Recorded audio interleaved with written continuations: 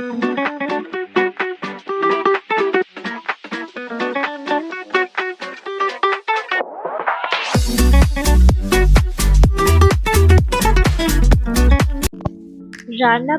চ্যানেলে মিনি কিচেনে আজকের রেসিপি পনির কাটলেট। পনির কাটলেট করতে আমার এই উপকরণগুলো সব লাগছে। চলো ভিডিও শুরু করা যাক। প্রথমে আমি একটা কড়া বসিয়ে নিয়েছি, কড়াইয়ের মধ্যে কিছুটা সর্ষের তেল দিলাম। তেলটা গরম হয়ে এলে ছোট ছোট করে কেটে রাখা আলুর টুকরো দিয়ে দিচ্ছি।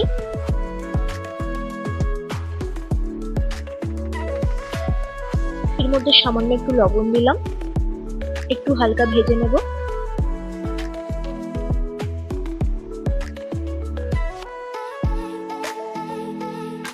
এর মধ্যে আমি মেশাচ্ছি আদা কুচি, রসুন কুচি, পেঁয়াজ কুচি দিয়ে আবারও বেশ কিছুক্ষণ ভেজে নেব।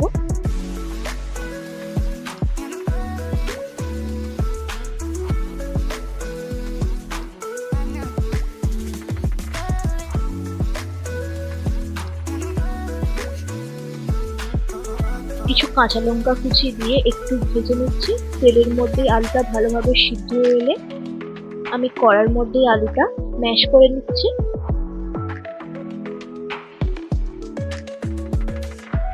আলুটা ম্যাশ করা হয়ে গেছে, আমি একটা পাত্রে তুলে রাখছি।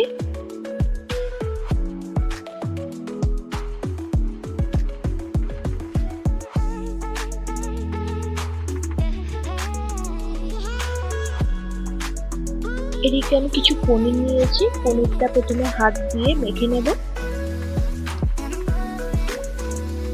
এর মধ্যে মেশাবো সামান্য লবণ, জিরে গুঁড়ো, লাল লঙ্কা গুঁড়ো, সামান্য একটু হলুদ, ময়দা, কিছু ধনেপাতা কুচি দিয়ে ম্যাশ করে রাখা আলুটা দিয়ে একসাথে ভালোভাবে মেখে নিচ্ছি।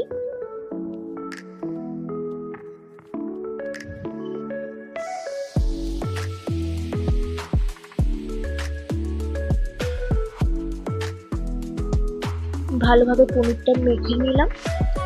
এরপর আমি একটা কর্নফ্লাওয়ারের একটা ব্যাটার তৈরি করে নেব। আমি কিছুটা কর্নফ্লাওয়ার দিলাম, এর মধ্যে মেশাচ্ছি হলুদ গুঁড়ো, লাল লঙ্কা গুঁড়ো, সামান্য লবণ দিয়ে জল দিয়ে গুলে একটা পাতলা ব্যাটার তৈরি করে নেব।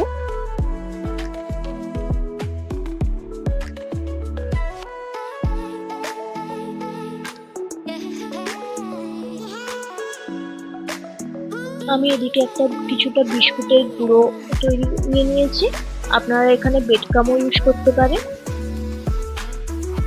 এরপর আমি পনিরটা একটু একটু করে নিয়ে কাটলেটের আকার দিয়ে দেব।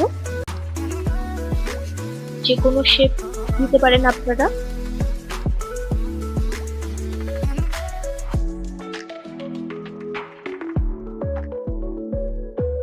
আমি কাটলেটের শেপটা দিয়ে যে আমি কর্নফ্লাওয়ারের ব্যাটারটা তৈরি করেছিলাম তার মধ্যে ডুবিয়ে আমি বিস্কিট গুঁড়োর মধ্যে ভালোভাবে মাখিয়ে একটা কোট করে নেব।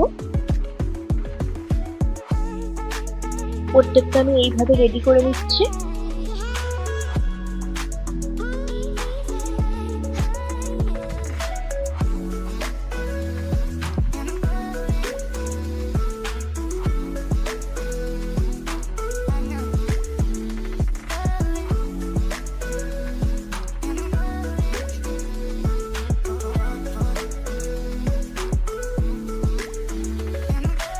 কাটলেটগুলো আমি রেডি করে নিয়েছি।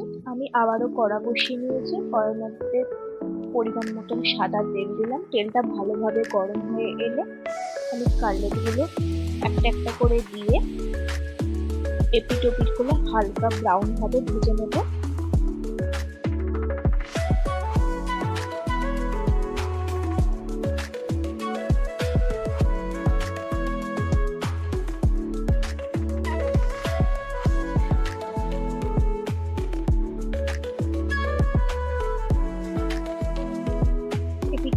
ভাজা হয়ে গেছে, আমি এবার কাটলেটগুলো তুলে নিচ্ছি।